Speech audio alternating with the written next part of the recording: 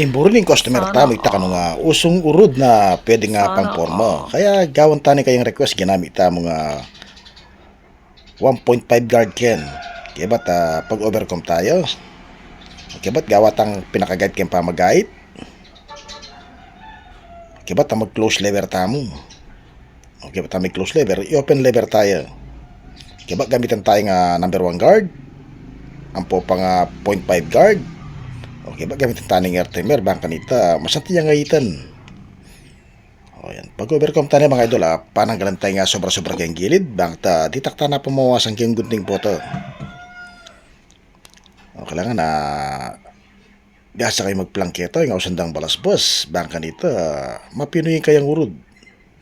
Tsaka tayo pamawasan babong, popeng kayang bangs. Yung request ni katamo customer, taka nung usandang taper paid. O yan kaya nga request mga idol. Bang kanita ka po, tanga lobya kayong eskwela. Aliwayan diling kaya nga urod. Mapormayo. Great!